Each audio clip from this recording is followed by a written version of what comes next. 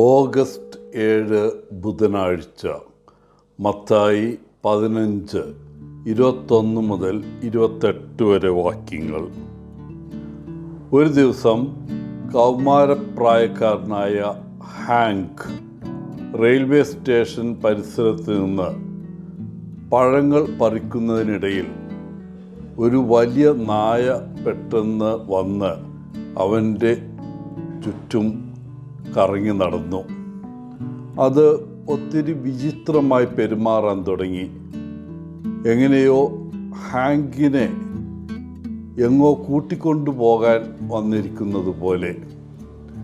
അവൻ ആ നായയെ അനുഗമിച്ച് റെയിൽവേ സ്റ്റേഷനിലേക്ക് നടന്നപ്പോൾ അവിടെ ഒരു റെയിൽവേ ക്രോസിങ്ങിൽ ഒരു 9 വയസ്സുകാരിയായ പെൺകുട്ടിയുടെ കാല് കുടുങ്ങിയ നിലയിൽ കണ്ടു. അവളുടെ കാലിനെ ആ കെണിയിൽ നിന്ന് മോചിപ്പിക്കാൻ ശ്രമിക്കുന്നതിനിടയിൽ ദൂരെ നിന്ന് ട്രെയിൻ വരുന്ന ശബ്ദം അവൻ കേട്ടു. ഉടനെ കൈവീശിയും നിലവിളിച്ചും അയാൾ അതിനടുത്തേക്ക് ഓടി. ഭാഗ്യവശാൽ ലോക്കോ പൈലറ്റിന് കൃത്യസമയത്ത് ട്രെയിൻ നിർത്താൻ കഴിഞ്ഞു. തുടർന്ന് പൈലറ്റും ഹാങ്കും ചേർന്ന് പെൺകുട്ടിയുടെ കാല് ആ കുടുക്കിൽ നിന്ന് മോചിപ്പിച്ചു.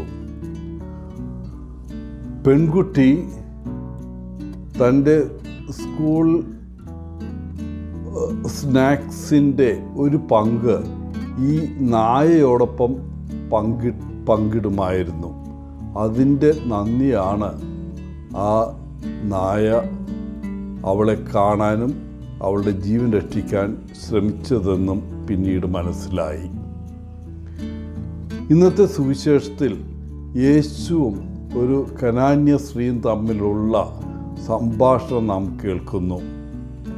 തൻ്റെ മകളെ ഉപദ്രവിക്കുന്ന ഒരു ഭൂതത്തിൽ നിന്ന് അവളെ മോചിപ്പിക്കണമെന്ന് അപേക്ഷിച്ച് അവൾ യേശുവിനെ സമീപിച്ചപ്പോൾ, വിചിത്രമെന്ന് പറയട്ടെ, യേശു അവളുടെ സാന്നിധ്യമോ അപേക്ഷയോ ഒന്നും കണ്ട മട്ടുപോലും കാണിക്കുന്നില്ല.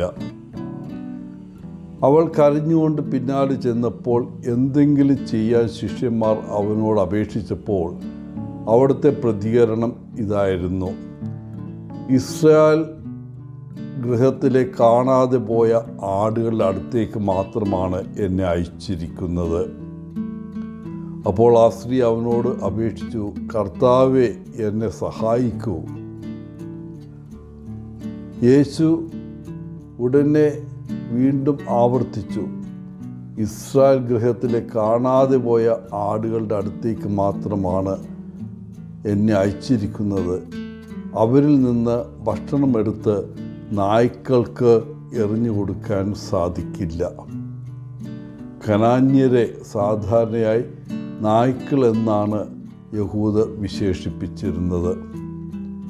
എന്നിരുന്നാലും ആ സ്ത്രീ തൻ്റെ അപേക്ഷയിൽ ഉറച്ചു നിന്നു. അവൾ യേശുവിനോട് പറഞ്ഞു, യജമാൻ്റെ മേശയിൽ നിന്ന് വീഴുന്ന അവശിഷ്ടങ്ങൾ നായ്ക്കൾ പോലും തിന്നുന്നു.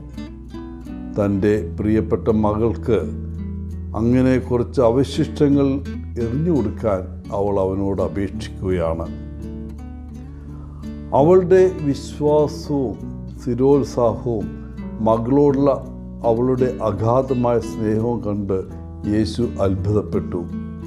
അപ്പോൾ യേശു അവളോട് പറഞ്ഞു, നിൻ്റെ ആഗ്രഹം പോലെ നിനക്ക് സംഭവിക്കട്ടെ. ഉടനെ അവളുടെ മകൾ സുഖം പ്രാപിച്ചു.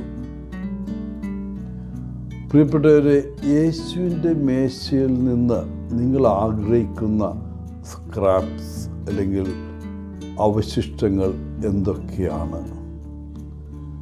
നിങ്ങൾ യേശുവിനോട് അപേക്ഷിക്കുന്നതിൽ എന്തുമാത്രം സ്ഥിരത പുലർത്തുന്നു?